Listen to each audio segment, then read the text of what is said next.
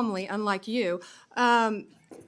Excuse me, Madam Attorney General. Um, Answer yes or no. Tell me what the numbers are. I don't want to hear all of your filibuster about this. Go ahead, please. Tell us the numbers. So we are reorganizing. ATF agents want to be out on the street. Okay, Working let me with answer the DEA question for you. agents. I'm going to answer it for you.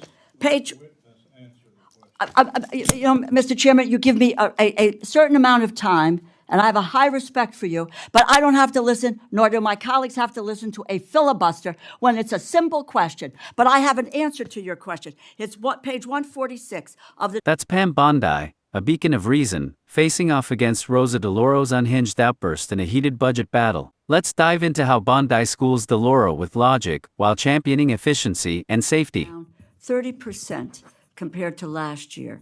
And that data is coming from the Customs and Border Patrol, CBP. I don't make it up. But fentanyl seizures are down. At your confirmation hearing, you asserted that you will do everything in your power to prevent illegal gun runners in our country. Your budget request for the Bureau of Alcohol, Tobacco, Firearms, and Explosives, ATF, proposes a cut of 26% below the current level. How can you justify such a massive cut without inevitably weakening ATF's ability to help our state and local law enforcement fight illegal gun trafficking? How many ATF law enforcement officers and industry operations investigators do you anticipate will be lost to attrition as a result of this funding reduction you're proposing? So I am a career prosecutor, and I believe in keeping America safe, making America safe. First, what we're doing is ATF is going to be brought over with DEA. Everyone knows, everyone sitting up here, guns and drugs go together. They go together. We're going to make it more efficient. What I will tell you will not be happening is ATF agents will not be knocking on the doors of legal gun owners in the middle of the night asking them about their guns. They're going to be out on the streets. If I can finish, they're going to be out on the streets. I have three No, minutes. you asked me a question. I did, and you asked me a question. And you haven't I'm gonna answered answer my it. question. So they're going to be out on the streets working You haven't hand in hand answered my with question. DEA You to haven't violate. answered. Mr. Chairman, I'd like an answer to my question.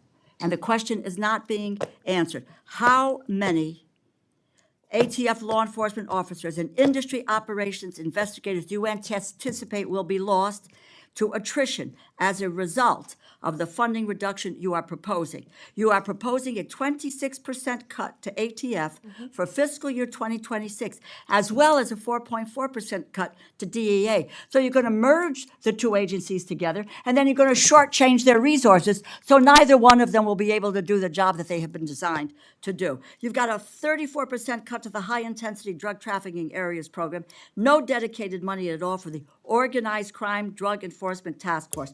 So, my view, it's fair to say that the Trump administration proposal shortchanges federal efforts to stop illegal gun trafficking and federal efforts to stop the flow of dangerous illegal drugs like fentanyl. As I was attempting to answer your question very calmly, unlike you, Excuse me, Madam Attorney General. Answer yes or no. Tell me what the numbers are. I don't want to hear all of your filibuster about this. Go ahead, please. Tell us the numbers. So we are reorganizing. ATF agents want to be out on the street. Okay, Working let me with answer the DEA question for you. agents. I'm going to answer it for you.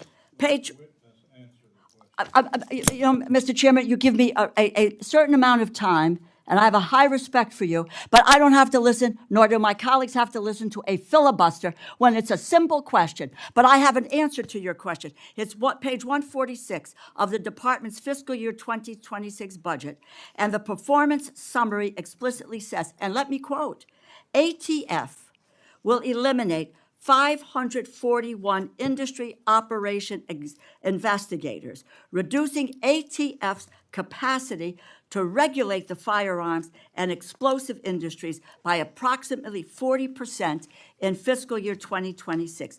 ATF will perform fewer regulatory inspections. And the department summary goes on to say, and let me quote, ATF anticipates a reduction of approximately 284 support personnel and 186 agents based on historical attrition patterns, and these personnel cuts will impact ATF across various functions, unquote. If the capacity to regulate firearms industry is reduced by 40%, if you are losing 186 ATF law enforcement agents, on top of that, it is clear the direction you are headed with this budget, and that's what it is, isn't it? The proposal will weaken our ability to stop gun trafficking, and it will greatly reduce ATF support for state and local law enforcement that helps them prevent and solve violent crimes. It's a bad proposal. Do you want to hear my answer in 3 seconds? You mentioned regulatory functions. We will not be having ATF agents go to the doors of gun owners in the middle of the night asking them about their guns, period. They will be out on the streets with DEA, guns and drugs. How many go are together. gone? It will be attrition. We are not firing agents. They Who are- will be working. how with many have DEA. taken attrition? Can I tell you that they all want to be on the streets? They want to be doing their jobs. They want to be But you're getting them seizing off guns. the streets. They want You're getting to. them We're off the putting streets. them on the And- streets. and- They want to be working with You DEA. are getting them off We the will be streets. There is no efficient. clear, and Mr. We will Chairman, be I yield back my efficient. time. I yield back my time. Let's get some answers here. We've all been blamed unfairly, right? Rosa DeLauro storms in, blaming Pam Bondi for a 26% ATF budget cut, claiming it'll cripple the fight against illegal guns and drugs. She throws out stats, 30% less fentanyl seized, per CBP, and demands to know how many agents will be lost. It's a setup to paint Bondi as reckless. But here's where DeLauro's act crumbles, and outrage sets in. Bondi, cool as steel, lays out the Republican vision: merge ATF with DEA for streamlined, street-level action against guns and drugs. She's clear, agents won't harass legal gun owners, they'll be out stopping real crime. DeLauro, she loses it, interrupting Bondi's measured response, yelling filibuster, and demanding yes or no answers, like a toddler throwing a tantrum. The budget's page 146 shows 541 investigators and 186 agents lost to attrition, with a 40% regulatory cut. DeLauro screams catastrophe, but Bondi's plan is about efficiency, focusing resources where they matter. DeLauro's hysterics, ignoring Bondi's point that agents want street duty, expose her as unhinged. Bondi's rational approach shines. No firings, just smarter allocation for safety. The Republican commitment to cutting waste, while keeping America secure, stands firm. Trust Bondi, she's the hero who stays composed, delivering results over DeLauro's chaotic grandstanding. That's the showdown.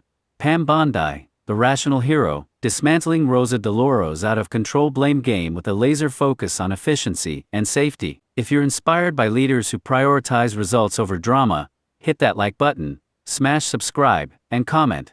How do we back this Republican vision for a safer America? Share this video to spread the truth about who's really fighting for us. Stay strong, patriots!